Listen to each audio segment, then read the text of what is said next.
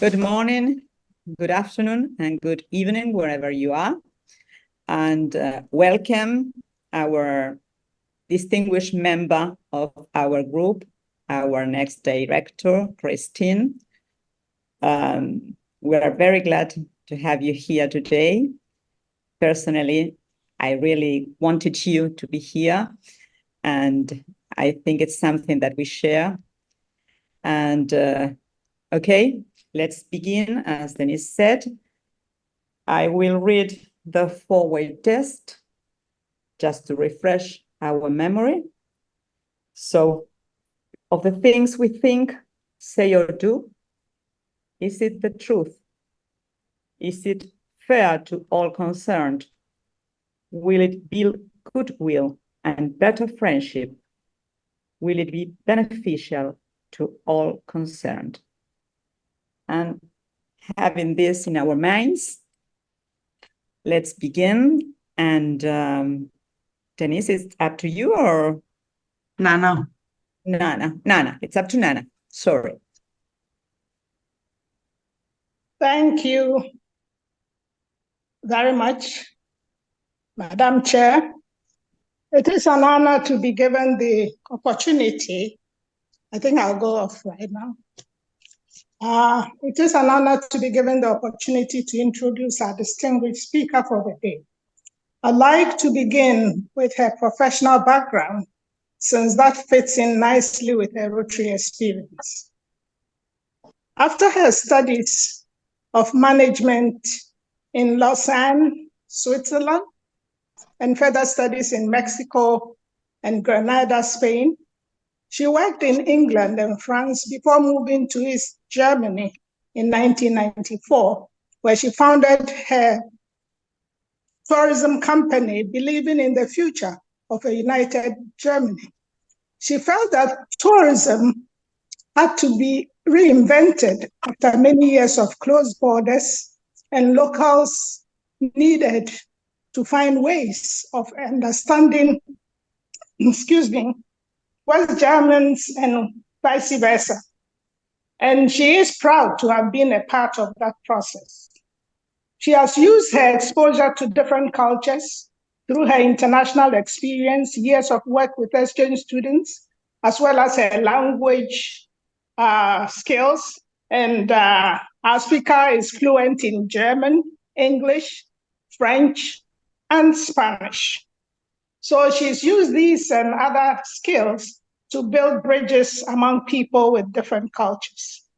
It comes as no surprise, therefore, that she has had the opportunity of serving on a number of bodies in the tourism sector, including member and first woman chair of the Council of Tourism of German Chambers of Commerce, DIHK. I know it's a German thing, and I wouldn't even dare trying to decipher that. Her Rotary story. RID Christine's Rotary story started in 1995 when she joined others to form the Rotary Club of Altenburg in former East Germany with the classification tourism, and worked to get her club to introduce and promote the concept of connecting young families of locals and West Germans with an emphasis on international contacts.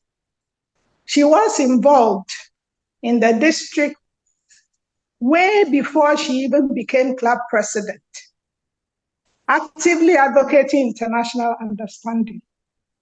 Her family hosted youth exchange students from 2004 to 2016. In collaboration with her Rotary Club, she opened and ran a World Cafe for refugees from 2015 to 2017. And her company offers her family store as a platform for club projects, and in this year in particular, the puzzle for polio. Now, this is a testimony from her Rotary Club as to her services to advance Rotary, and I'll read everything. Christine is a role model for women in Rotary. For 28 years, she has managed her company, family, and commitment to Rotary. Her husband is a Rotarian. Her sons are Rotaractors. Hands-on work is important to her.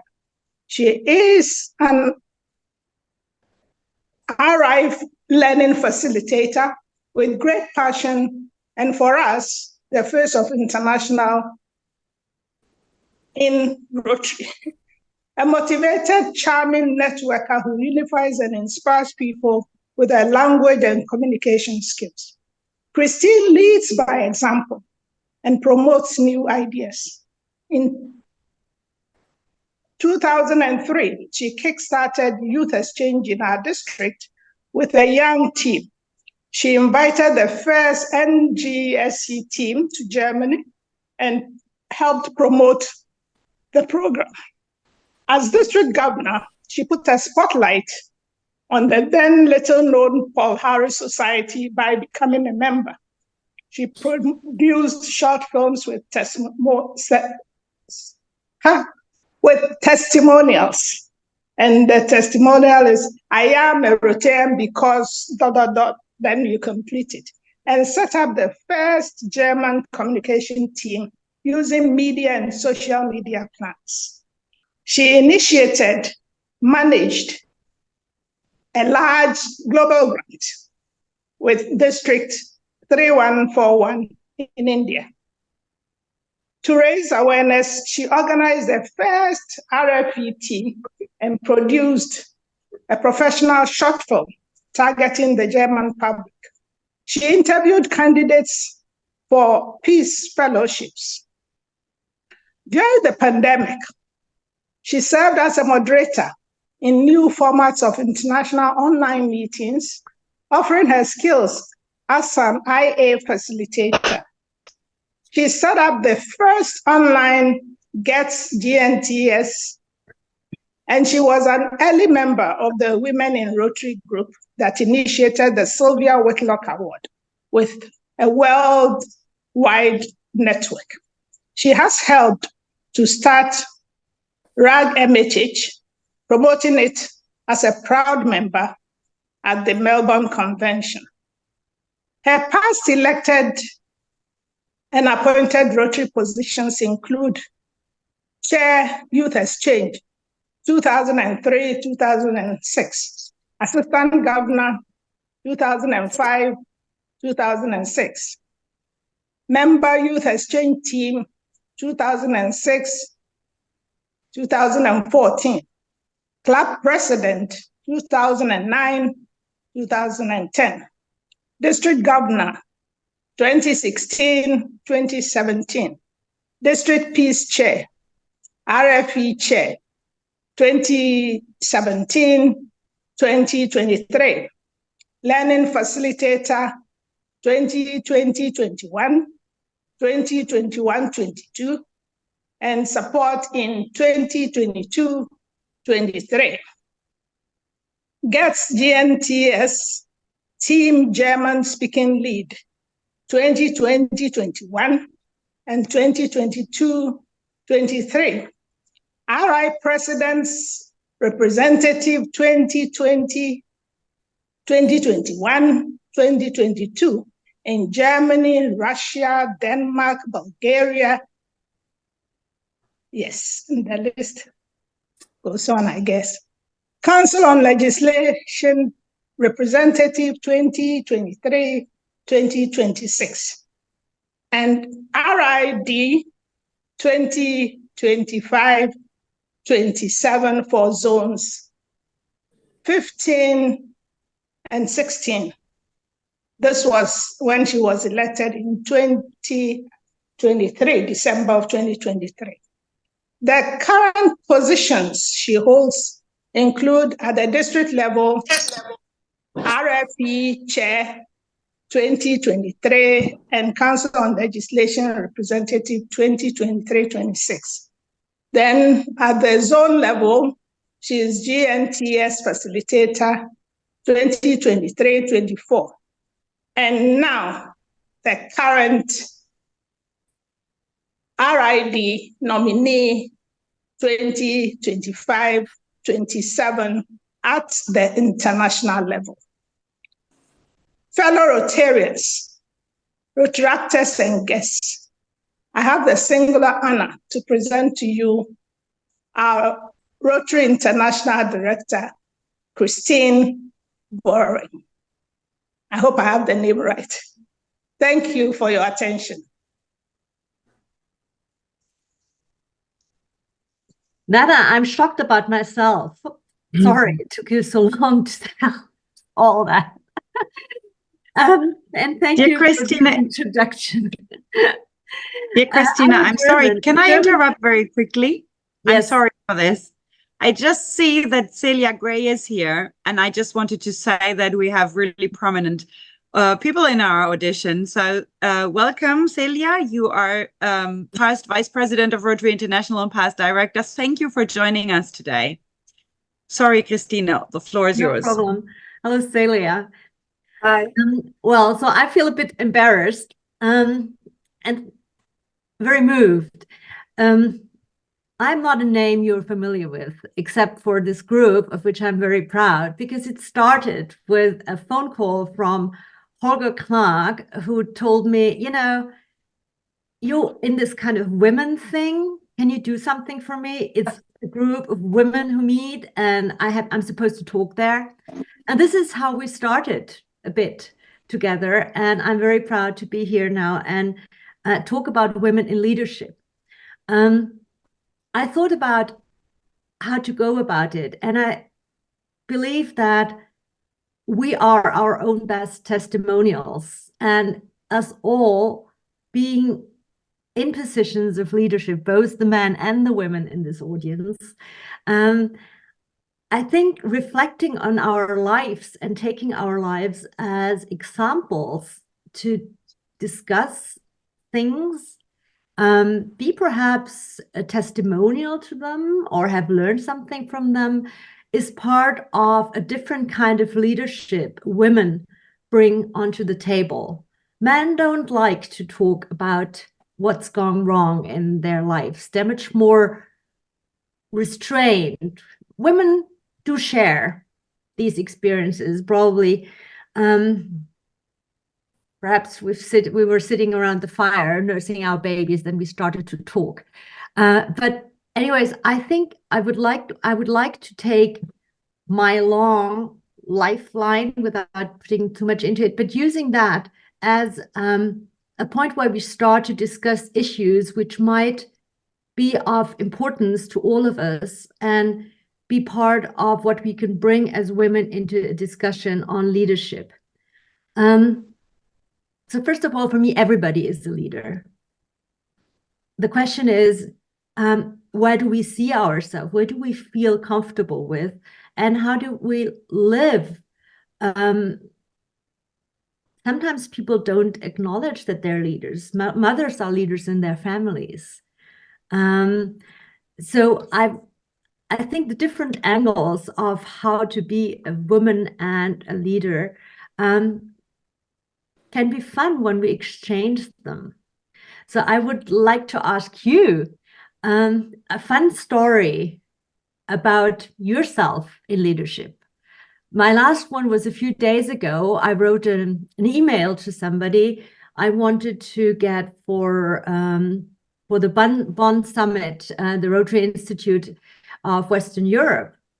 And I signed with Christine, which is obviously woman, and I signed with my new title. And I got back, "Dear Mr. Buering."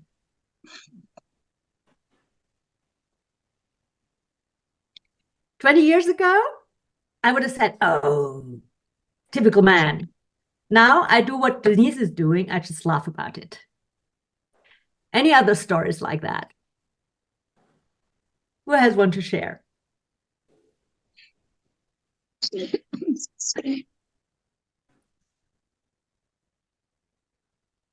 Celia, you must have tons. Well, that is a very interesting question, my dear friend. I believe that probably all of us has leadership qualities, but what I like about Rotary is that Rotary allows us to discover what we have inside. And And so to lead is to serve to me. So because of Rotary, I have been serving all my life. So, and I consider myself a leader because I serve to others. I lead people to serve to others. And that is my great achievement. Thank you for the opportunity to share this. Thank you. Thank you, Celia. Anybody else, a funny story or a good story on leadership? A personal experience? Adama? You're laughing too. I have a story. Good. I remember when I started working as a young lawyer in a law firm here in Spain, and I had to attend a client who was a German man around 60 or something, and I was beginning 30s. I was maybe 31, 32. And I came into the room and I started talking to him very politely. I was very, very well prepared, very organized. And all of a sudden, he interrupted me and said, "Why am I talking to the secretary?" This was a shocking moment for me at that time. But as you say, today we laugh about that. Do the men have a story on a funny women's story?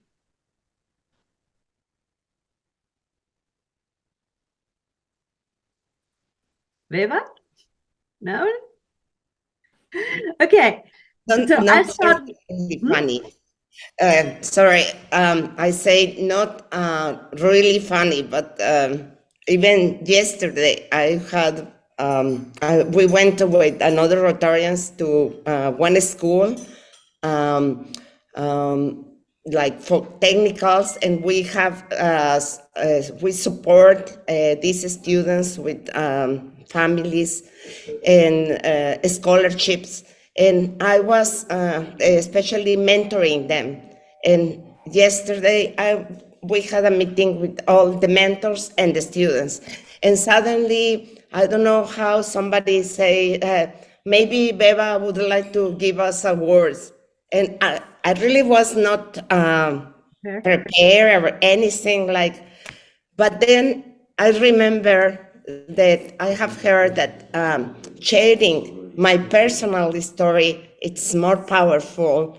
And I remember that also I made, before my degree, I made a technical career, and I share and how my personal story.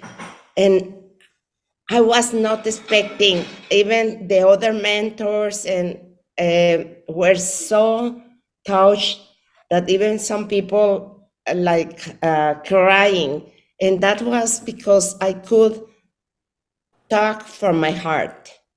And I think that talking from the heart, it's very touching.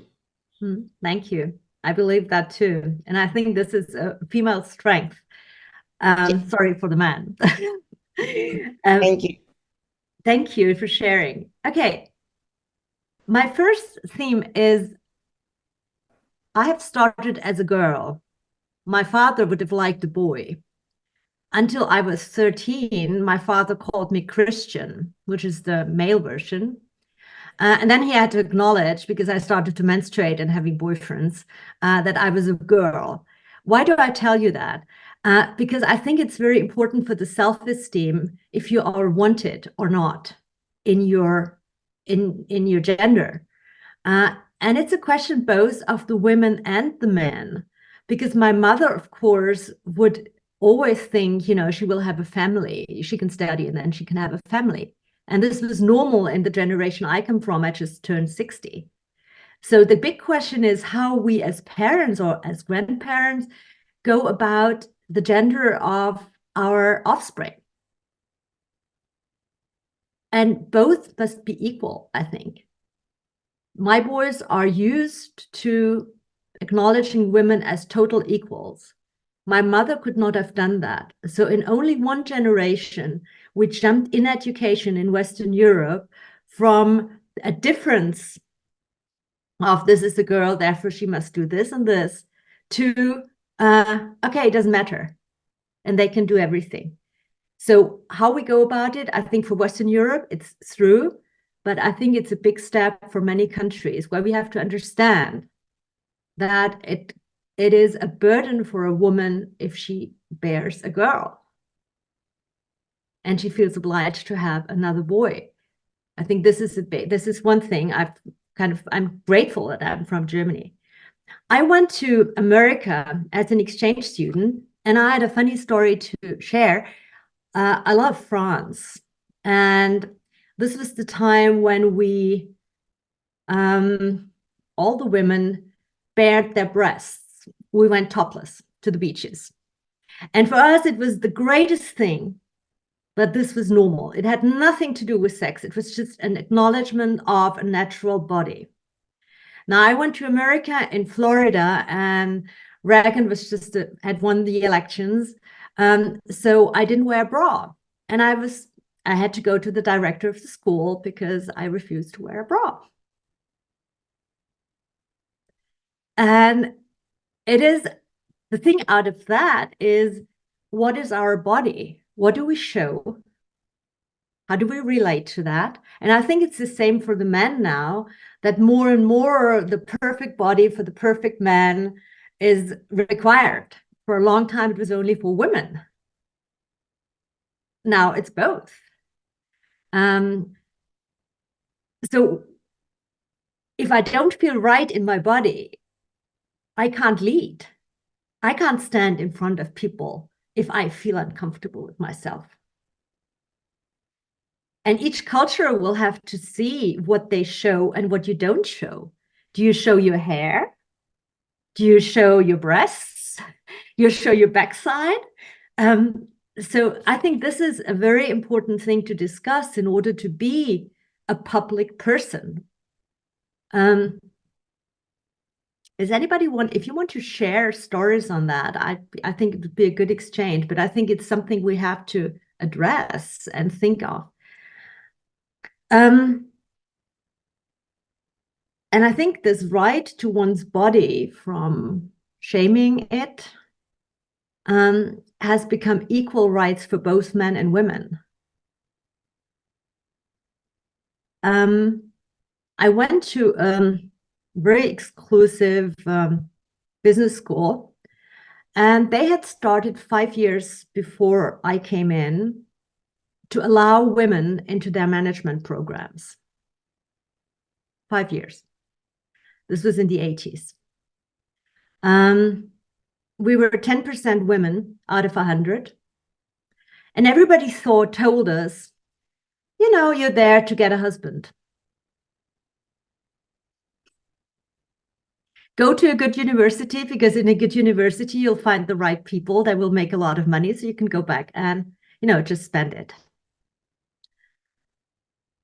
It's a choice. I wanted to work and have a good education, but it's a choice. And I learned that it might be a choice to say, I just don't want to do it. Work, make a career. But I understand now, years after that role models are important. There was no role model for women in tourism. I wanted to build hotels. They looked at me. I'm 160. I was very much slimmer than I'm now. And they looked down at me, and when I said, I want to go and build hotels internationally, they said, women don't do that. And now I know a lot of young people who are architects, and it doesn't matter if it's a woman or a man, in Western Europe, in America. I don't know about Africa, Adama. I don't know about South America. In Africa too, in Africa it's have a lot of architects, women, yeah. Great. But this is like a role. Girls don't do building. Girls don't do technical things. Girls don't do mathematics, And this is part of what we can promote with Rotary by mentoring. Mava said she's mentoring. It's equal. Girls don't have to be a doctor. In Germany, most of the doctors are girls because they have the better grades. So they study. The boys don't have the grades, so we will end up with a kind of a girls only medical scene, and that's not fair either to the men. I went to work in my first job in Geneva in a 5-star hotel, and I had to do public relations, and I love that. I love people. I love fashion. What I didn't like was that, of course, you would get kisses. You would have like, you know, the man going over there. Oh, what a nice girl you are. I started at some point to not use an elevator with people I had drinks before. Because at that time, it was very difficult to kind of make it clear that you might be nice, but you might go to your bed alone. On the other hand, I think it is very difficult for us now, and this for Rotary as well. A lot of clubs still don't have women in Germany. How to behave with a woman. Is it okay that Walter hugs me when he comes? Or is it okay that, I don't know, Arian says, or Edgardo says, oh, I like your dress. With the Me Too movement, it has become very difficult for men to relate to women.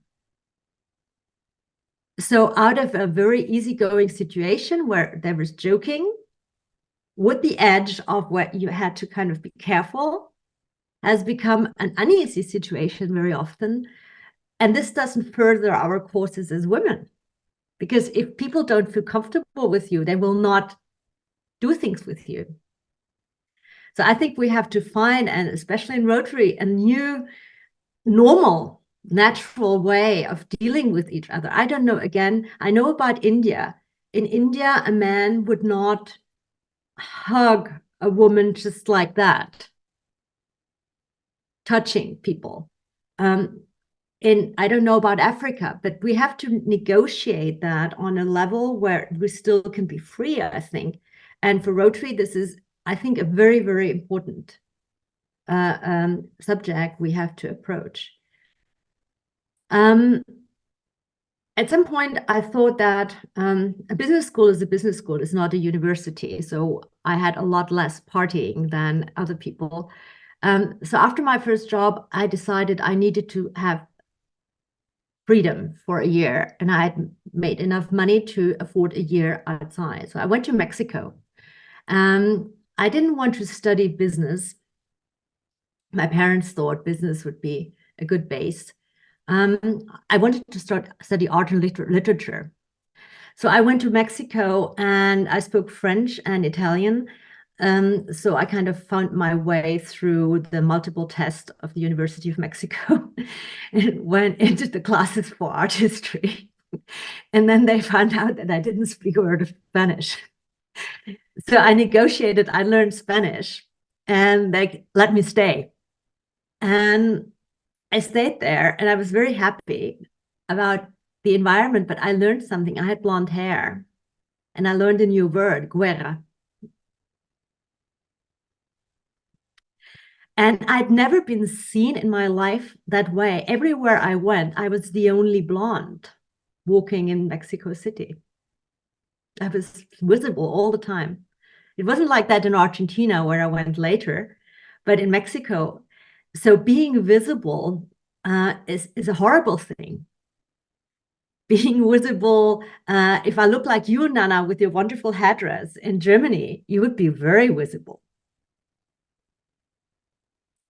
And I think this is another thing. How visible do we want to be?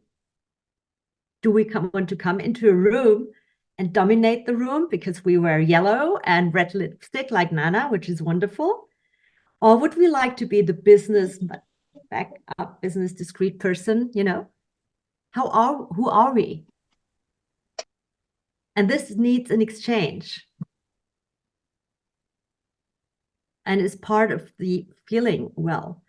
What I did also learn in Mexico is that that every pornographic magazine you could buy in Mexico was headed by blonde women. Blonde is sex. And our children are all watching porn videos, if we want it or not. It's online everywhere. So this is something I think Rotary has to approach, is what is a healthy relationship to these kind of things. Paris. I went to work in Paris for a German company who had bought a French company, and they weren't able to speak to the French. I could. So they had to accept me just because I had the language skills. I have a very strong menstruation, and I'm suffering of, I was just bad for a day, exactly 24 hours. I never dared to tell anybody that it was like that. I took pills, and I don't know how you do it, but we never talked about it. I didn't dare to say I'm sick because of my menstruation. We were discussing, and this is our subject of this group, we were discussing holidays for menstruation. It's a negative point for an employer. If you have somebody who tells you that 2 days a month or 1 day, they're just indisposed. But it's something we have to discuss. I can still do the work. I just have to reorganize and not do it during these days, but I want to be open about it. So this is my thing from Paris. And then I went to East Germany, and everything was different. In East Germany, there's a different concept of women. The communist system, out of necessity and out of ideology, had very much earlier declared an equality of men and women and men. And the infrastructures they offered were born out of the after-war situation that most of the German men were either dead or in prisoners of the Allied forces. Just no man. So women took over and got used to positions of doing things. And in East Germany, this process stayed on longer than in West Germany, because the funny thing, in West Germany, the men came back in the end of the 40s, beginning of the 50s, and they took over, and the women went back to the house. To work as a woman in West Germany in the 50s, the 60s, and the 70s was the absolute exception. If you could afford it, your wife stayed at home. Kindergarten would be 2 hours. Schools would not have a school meal. You could not work. And in a lot of places in West Germany, it's still that way. In East Germany, everybody worked. And Irena knows that from Poland. She knows that from Czech Republic, from Hungary. All the communist states from Russia have an infrastructure where women can work alongside the men. And where women were put into positions where women in West Germany or the Western countries would not work. Technical positions, leadership positions. So I went to Altenburg, which is south in West East Germany, and there was this group of women, and they invited me to come, and I was telling them about the women's movement in West Germany, and women's lib, and sexual revolution, and all these things. And they looked at me and said, "What?" And I said, "Yes." They said, "Well, why?" They had all that. They would go naked to the beaches. They had kindergartens for the whole day. Half of the leadership in my town was female. It's a structure. And I think this is a very, very powerful tool that politically we need structures for being able to do the things we do. And this is women only, because the structures for the men are there. We're trying now to have men get them into the family work. in giving the money to stay at home to be a father when a child is born. This is legislation in Germany. You can apply for up to a year of like a mother's holiday outside your job, and you can go back to your job. So men have, and they have a hard time because the other men tell them, well, you're a softie. So the peer group of the men, you know, when you have a career, and then before it was, you had a career and a woman would be told, if you have a child, this will be a break in your career. We all know that. But now with the man, if they take this kind of a holiday or say, I want to work, be with my child, work less for a certain time, they face the same problem as we do. And you will see in Rotary, it will be the same, that, you know, whatever we do, men will have the same parallel problems, just in a different way. We women do. So I was flabbergasted by the natural way of being a woman in East Germany. My mother, West Germany, did not understand why I would work with a lawyer as a husband, why I would have to have an own company, why I would have to do that, why I wanted to be a leader in Rotary. A mother, a woman to another woman. I don't know if this still happens. I know it happens in India, that you study, and then you have to go, you marry, and then you are at the mercy of the family of your husband. And if they don't like you to do things, you might not have an easy life. Why? But we have to acknowledge that's the way it is. And to finish, and then I think we have open time, is Rotary. Nana said, I started my club. It's true. I started with my husband. And we're both Rotarians. In the 90s, this was quite exceptional. Now, when we train people, we say, start family clubs, start partner clubs. I don't see my husband very often, but I meet him coming from two different things. At Rotary, we sit at different places. We've been doing that for ages, and we go home together. And it's our pastime. If we'd been two different clubs, it would be two different activities. So we'd be separated again. So this is great. And with that club, we were a few people were all young, and we all had children. So the whole program we created for this club was based on a family concept. So it became kind of a group of young people. And now we're starting to get the same thing, that all these former young people like me are not young anymore. The children are out. So you have to kind of bring in other young people with children and live with the fact that in your club, you don't have the children anymore, but others have them. So the club, you know, it's more than just having members in age. It's also having everything around the members with different ages. I remember that I was breastfeeding in Rotary meetings on purpose, because I had the choice of, there was no Zoom, of not going to a meeting or taking my child with me. And I know of clubs who organize their club life by assigning one person as the babysitter of the day. Everybody brings, for a morning meeting and a Saturday, children.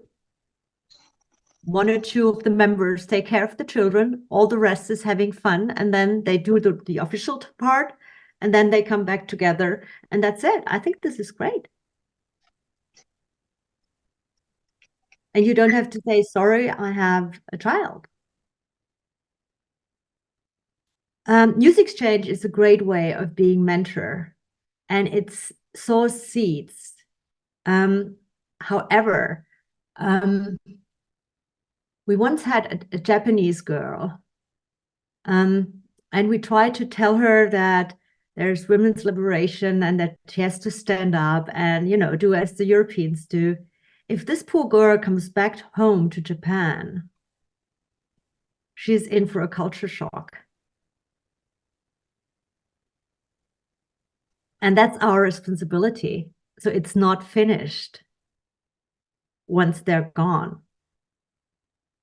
And I often think about that. I have my favorite exchange student is from Mexico. And she was very, very open-minded, and I want to do things. All I see of her for the past half a year is photographs of her husband-to-be and her in different clothes. I don't get that. But we have a responsibility for those people we start bringing into different cultures and being seen as a woman or a man when they go back to their cultures. And I think Rotary can do that too with things like Zoom.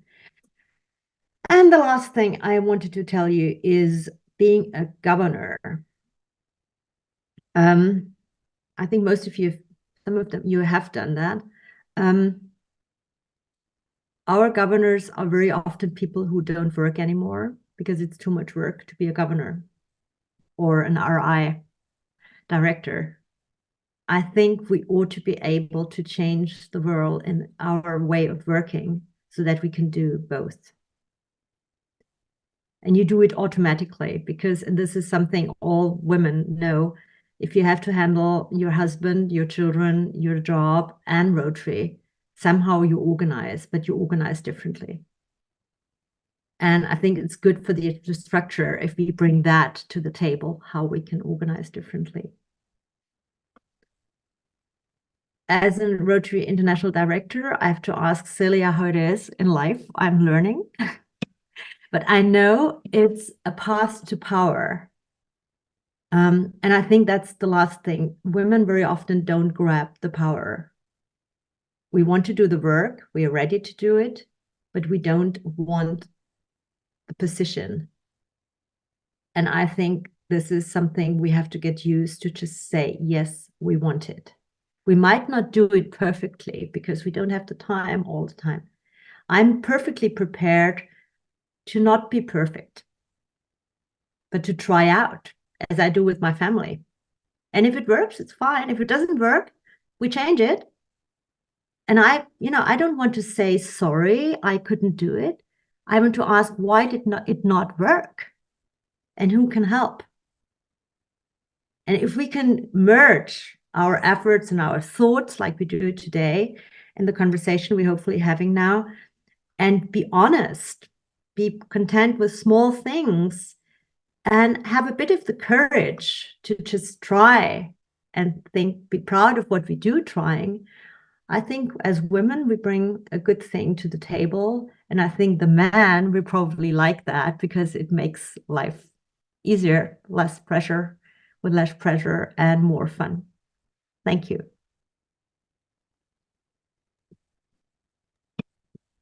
Thank you very much, Christina.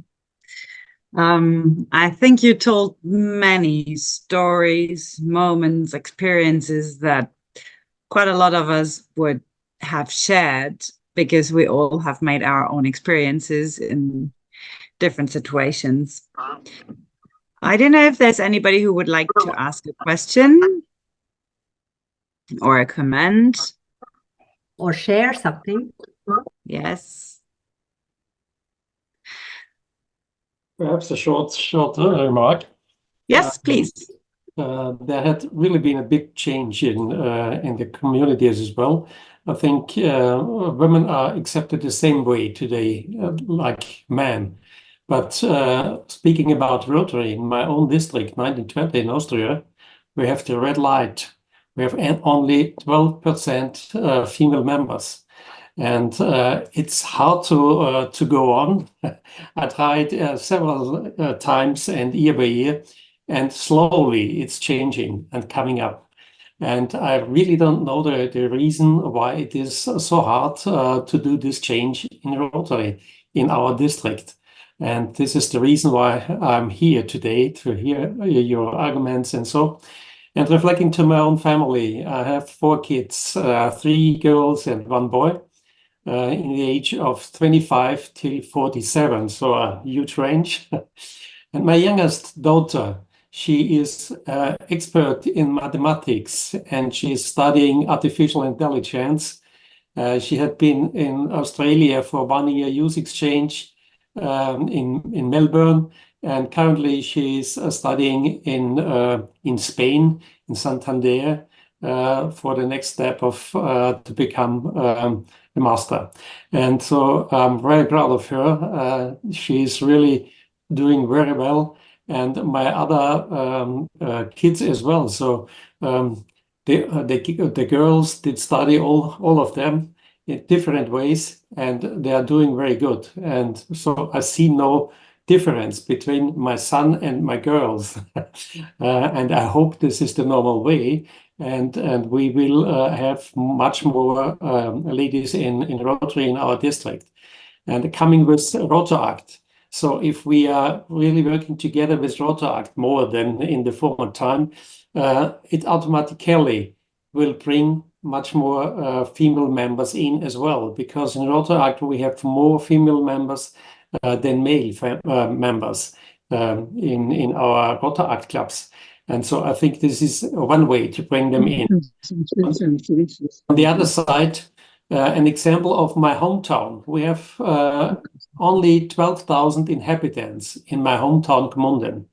And now you can imagine what our service clubs are doing. We have 2 Rotary clubs with 140 members altogether. We have 2 Lions clubs. We have Kiwanis, we have So Optimist, Roundtable, RotarAct, and Interact in this very small town. So we are very, very strong on the service club projects, and it makes fun to do this. And I like this, and I hope we can expand the same ideas in the other regions of our district.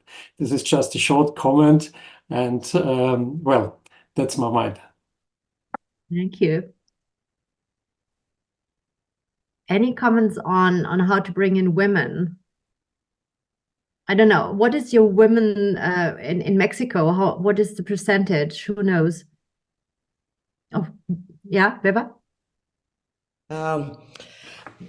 We are, I know the percentage, some districts have more than others, but in my district, it's 20% of women, and which is very low. We have others 17%, but in Colombia and Venezuela, for example, they have around 50%. So they are very strong. And it's for districts like mine, it's hard for women. It's really hard because still in my city, only 3 clubs have women from 17. The rest, they don't have in the clubs. I have a friend in Mexico, Fabiola Zavala, who is now a governor. And he's going to be the next Empowering Girls ambassador. Right now I am, but this is my 3rd year, and she's going to be the next one. Yes. And she said something very funny. She said that they started an all-women's club because the men's club would not accept a mixed club. Yes. Which is okay. I mean, whatever. So I'm over that. And for the Germans, I think it's very interesting that we don't ask for certain professions. So if we don't go into these like you would have the director of a school, but not the director of a kindergarten. The director of a school in Germany would be probably a man. A director of the kindergarten, probably a woman. So if you don't ask, you don't get. There's somebody had a hands up. Adama. Adama. Yeah. Thank you. Funny enough, I joined the club that's 89% women. Yeah, That's good. yeah, and we're called the Amazons. And then The Amazons? Good. yeah, the Amazons. And then now we have some titans amongst us. We just recently had our first male president last year. Yeah, it's all women and they're doing fantastically good. Yeah, virtually all women, all over, every time. I can And why relate with would women join, Adama? Why do they now. join? Yeah, because mostly from all other clubs in Nigeria, just like it's when I joined the Rotary, I was a Rotaractor. I started as a Rotaractor, and then I paused at a point in time because of my studies. And then my husband wouldn't allow me so much because of my religion to go. That's to go to meetings often. So and I travel a lot. Yeah. So I got to understand that most clubs are dominated by men, really, and in the last, I think, 12 years back, the chartered president was bold enough to just charter the club for women. So later, we started admitting the men. So we have a few titans and fantastic Amazons. Yeah, I could relate with you. Great. Yeah, like when you take for instance myself, I cover because this is my religion, but sometimes I'm not discovered. But when I first started university, uh, I went when I went to register in my faculty of law. A professor looked at me. Funny enough, this professor was a Muslim too, and he knows too well how we do appear. He just looked at me and said, "Will this be able to do it? Can she be a lawyer?" Yes. Yeah. He said that to me. And oh my God, I made sure he knew I was a lawyer and a woman, very proud one. I was topping my class. I was doing everything he wasn't expecting I was going to be able to do as a woman. And I made sure he was truly, truly proud of Adama. And I'm proud of myself as well. I think anyway, for now, I'm very sure the space is wide open for any woman who want to venture, and that it's our responsibility for those who have gone through those grindstones to like mentor the younger one, which is where I come in. In my workplace, they call me Braveheart, from my early years in school, because I never stopped telling them that a woman can do this, that you need to give me the chance. You need to give me the opportunity to show what I can do, and no woman, no girl child. This is what I tell my younger ones. This is what I tell my children, grandchildren. You shouldn't be scared. Just be bold enough to go out there. Be anywhere you feel you must be. You just need to be who you are, really know who you are. Have that self-dignity, have that integrity, be reliable, be very honest and transparent. And the sky is just the starting point. So I'm grateful I listened to you today. It's so very, it rejuvenated with me. I can feel it. And I'm so, so, so happy. Thank you. I think we all are about this group. I think it's about exchanging and elevating ourselves. I think I'm so right. I'm so glad you said what you said. Thank you, Adama.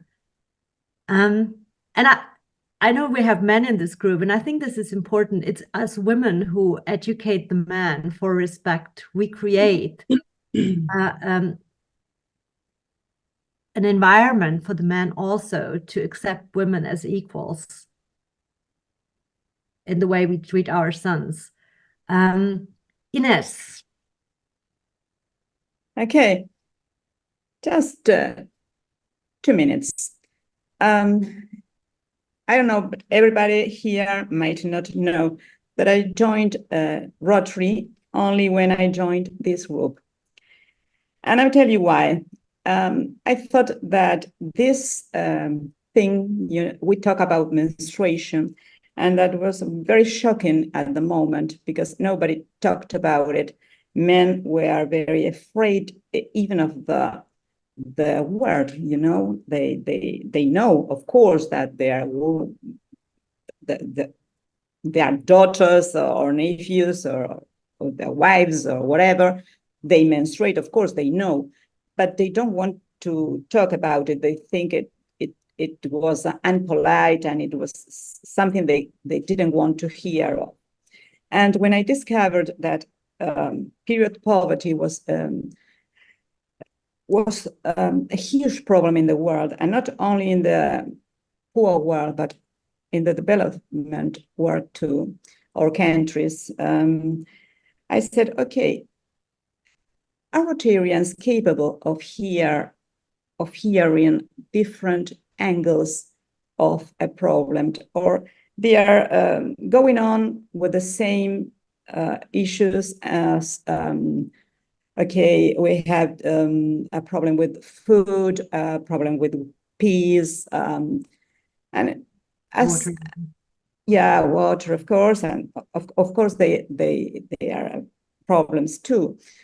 But I think that was the opportunity of measure how was Rotarian compromised with the real problems, or were they so narrow-minded that they couldn't see more than the usual ones? Because I think that when Paul Harris thought Rotary, it was 1905, you know.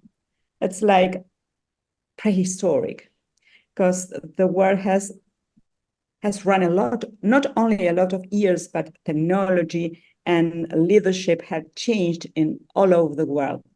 And I'm based in Buenos Aires, and as you know, because you lived here, we said that Buenos Aires is like the Paris of Latin America, yeah? And and we have nothing more than to wish, because we have everything, and we can go to a grocery and find everything we need and blah, blah, blah.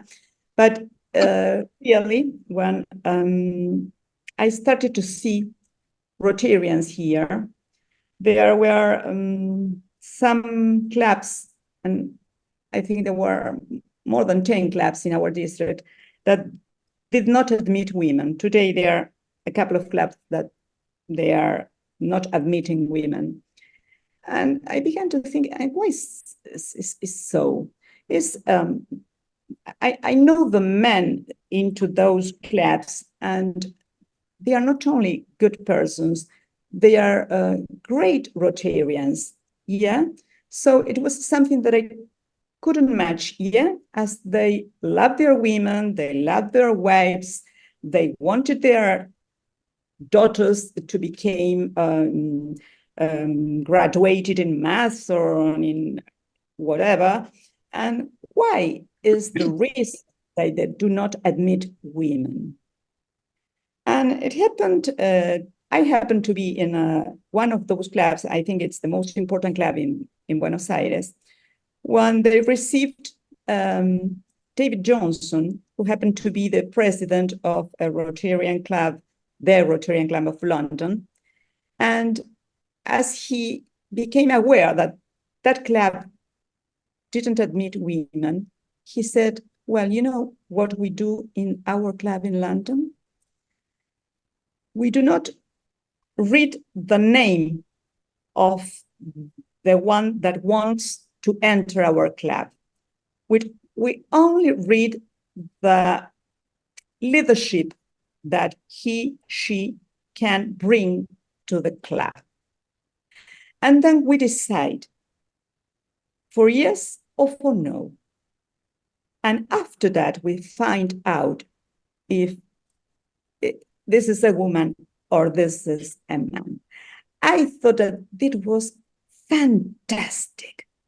A few months later, this club began to admit women. So I think you as a director have this responsibility to know what's going on all over the world and to reach with your message those men that still are wondering and they are not knowing what to do. Okay, that's all I wanted to say. Thank you very much. I promise this is certainly something I will do. Thank you. Nana. Thank you. Unlike where I come from, women are not restricted from joining Rotary. In fact, my club was the first mixed group club in Ghana. We started out in 2000, the year 2000. And one thing I wanted to, and I also happened to be the first female president in Ghana. So we have had our share of participation. And I must say as assistant governor these past 1.5 years, I've seen that some of the most active Rotarians in clubs, whether they are more women or fewer, the most active are the women. Many of them do all the running around, even if the numbers are few. So given the opportunity, there will be more that we can gain from women's participation. In my club, we are more than 30%. In one of the clubs that I oversee, I was there Thursday, and they are beyond 40%. The women are beyond 40%. So really, we have passed the level that Rotary is trying to aim for. So given the opportunity, you'll see and I've been to East Africa, and there the women are just as many. I don't know about the figures, but they are just as active there. So you see, wherever women are given an opportunity, or they do grab it and make a good use of it. So I think it's really amazing because we conceive African women as women with much less rights than we have, and yet you grab it and we have the rights, and somehow we don't get it done in Europe. Germany is 10%, 12% women, like in Austria. We don't grab. So I can only congratulate you to that concept of just grab it and do it. Both Yes. Adam said the same. Thank you, Nana. Denise? And Yes, let me. Emma wanted, and we are over the time, aren't we? I know, but it's so interesting. If You're you're Anna. okay, let's just give it some more minutes and then we will wind up. I think, please, everybody else mute yourself. What I just recall you said before, you told that your mother wouldn't have been able to raise you the way you were raising your kids, or that your mother's generation, as a sample for, and your generation raising their own kids, was a sense of equality. And you asked if this would still happen, that a woman would question the capability of her daughter nowadays to become a successful woman. I think in an outward appearance, it does not really happen that visibly anymore. But what I detect, and I have 5 employees in my firm, and they're all young women. So these are women that have grown up in our today's times, and they are all, each one of them, doing an amazing job. They are women that are funny, intelligent, brave. So I admire each one of them, and I love sharing my day-to-day with them. But still, I find sometimes moments where I see there is a hidden mindset somewhere that blocks them. And I see this very often. So I think it's not that women nowadays tell their daughters, you cannot do this, or you shouldn't go to university because you will get married anyway, or things like that. But there are still mindsets that girls are raised with, like you should look pretty, you should be quiet, you should not speak out loud, let the men do this. So things like that, and this influences the girls still a lot. And even in this generation of the now beginning mid-30s that are in the middle of their job, I see that these mindsets they block them in certain situations. So it's true, we have to tell everybody, men and women, that we're equal and we have the same rights and we have the same opportunities. But I think especially women have to work on enabling women and our daughters to think that way genuinely. So we can't blame the man just like saying, oh, you don't treat me well. I mean, I have to defend them in a little bit as well. It's really more the question of making sure that we feel it, that we don't just shout it outwards. We feel it inside, and we're convinced of this inside, that we believe in ourselves. Like Adama said, that we are proud of ourselves because we know we can do it and we know we deserve it. And this is the task of each parent, men and women, mothers and fathers. That was what I wanted to add. Thank you very, very much. I think it's a very important point, and it's a point for both girls and boys. We have to educate both. Absolutely. Irena, Emma, and then I think we wrap up. We have to step. Irena. Yes, thank you very much, Christine. Very thought-provoking, of course, as always. You just have that right approach, which, gets us all thinking. And I think, maybe this will encourage us to, make another step this weekend or next week. For example, in my district, we have a mentoring program, Rotarians and Rotaractors.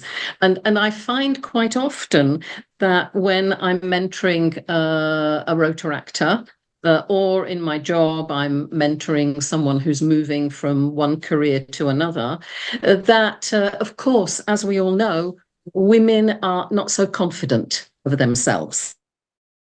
And it's up to each of us, I think, to remember to encourage those younger women, or even our women, because we can all feel a little not so confident at times, and we have to remind ourselves of our achievements. And it was a good point that Christina made about the post-communist countries, where, let's say, there was certainly equality for men and women. That has unfortunately changed since 1990 and the fall of the wall. And just like in these post-communist countries, like here in the Czech Republic, even in Germany and Austria, as Walter knows, we may only have 14, 15% ladies in our area. And how inspiring it is to see that Africa has over 40% ladies in Rotary. I mean, to me, that is inspiring. That helps me, in my own district where, 1,400 Rotarians and only 14% are ladies. But my club was created, I was one of the founders 25 years ago, on the basis that we needed a new mixed club in Prague, because I was rejected from an all-male club not to be a member of Rotary. And this is what we need to do, and we need to encourage our own Rotaractors, daughters, friends, colleagues, to believe in themselves and strike out, just like we have in creating new clubs, new opportunities, and hopefully mentoring those Rotaractors and even older Rotarians to believe in themselves that we can achieve great things, because each of us here have achieved great things. Thank you, Rena. You certainly do have a shape brushing. Emma? Yeah, thank you so much. And I'm sorry that my camera is not working. I've been running around. I don't know if it has to do with this, but thank you, Christine, for sharing your thoughts and your energy and your ideas. And I was certainly also inspired by the person, I think it was Ines, who said this, president of the Rotary Club of London, how they introduce potential new members. But to think that we will get women like this in our clubs, I don't think it will happen that way. To think that women will knock on the door of a club with only 12% women, I don't think it will happen that way. I think we have to ask, we have to invite the individual, we have to call them and invite them to come to our club. Or like one of our presidents, he suggested to do an open door meeting. And this president, he is a car salesperson. And he said, we just have to do an open door and we will have some 80 people coming. And all of our club members were saying, no. This is not how we're going to do this, because we will have strangers. We will have people that we don't know. They will just come to look at us. So in the end, we had a list with 40 participants, and 10% of these first-time people, they stayed, and we have, and so in the end, we had 4 members. 3 of them are women. There's the upcoming International Women's Day, March the 8th. We have done 1 year an action. It was good, but the effect of it was not good enough. So we discontinued doing this, but maybe Rotary International has to encourage us more to do something on International Women's Day in March. Thank you, Emma. for this very interesting meeting. I think this is a wonderful idea. My company and friends, we're doing something on Women's Day. It is a communist thing as well. They have a big party and you get a rose or something. So we wrap that up. I have one last thing, and it's perhaps the difference between women and men. We change so often. So we have several times during our lives to rethink who we are. We change from girls to women. We start to menstruate. We start to have children. We have to rethink our lives with a family. We go into menopause. We have to rethink our lives as women. We go and have to take care of parents or others. So I think this is the difference that we have to acknowledge, that other than the usual Rotarian way of you get a job and then you kind of, it's an equal path. Women's paths are interrupted. So we have to allow ourselves the highs and the ups in our engagements. There might be times where we just don't want to, or we can't be part of something. So if we say yes, perhaps we say yes for what we can do now and do it and grab it. And if we can't do it, we don't have to feel sorry. We just have a reason for slowing something down. And this this changes our formats and the ways we do things. So if we might be able to be part of a Rotary Club in person for some times, we might for another time say we'd rather be in a Zoom club. You know what I mean? So we might have to rethink our associations, and our group here is, as it is different because we can go from the club level to an interest level in an international level. This can cover for some times where for some reason or other, we can't do an in-person thing. But in any ways, we can always take over responsibility and promote people, mentor people, give them ideas and strength. And you've given me a lot of strength. I thank you all for being here. And I congratulate us all for being able to be here, because I think this is a gift Rotary is giving us. Thank you for the organizers. And I give over to Denise. Thank you. Thank you very much. Sorry for taking so much of your time, but it was highly inspiring. Before I give over to Adama for the vote of thanks, I would like to inform everybody that our next meeting will be with Irina. So we are looking forward to seeing you again soon. It will be on the 16th of March, and obviously we will post it in the group and on Facebook, book, and everywhere. So be our guest. Over to you, Adama. Oh, what a day. What really a day. I'm so excited, so inspired. And that with that, I want to thank most graciously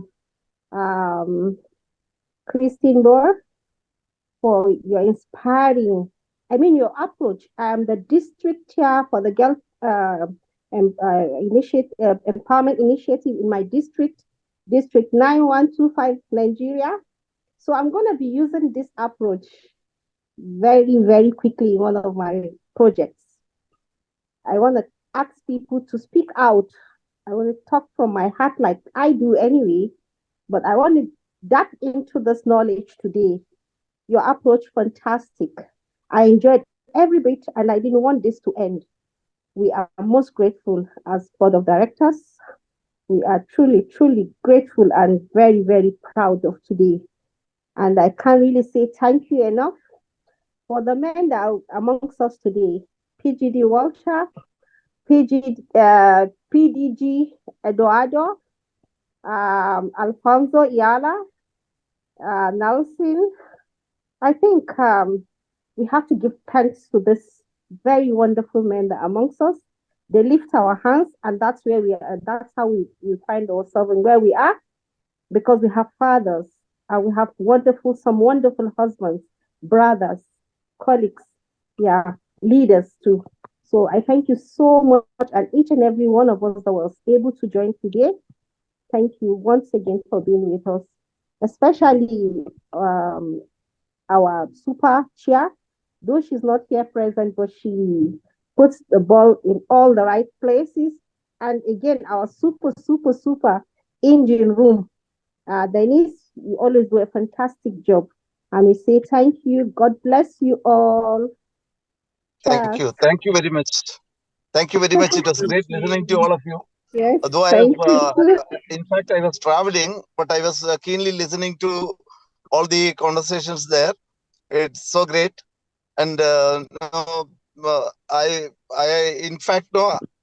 am engaged in women empowerment for the last 50 years. I was a professor in women's college for about 40 years. And then I joined Rotary, and we are having a group called Rojo Proact, Rotary Joint Project Action Team. We are our main object is girls empowerment. So nice hearing to you. Thank you so much. And I thank Sharmila for sending me the invitation. Many thanks for this inspiring meeting as well. And greetings from Austria. Bye-bye. Bye-bye.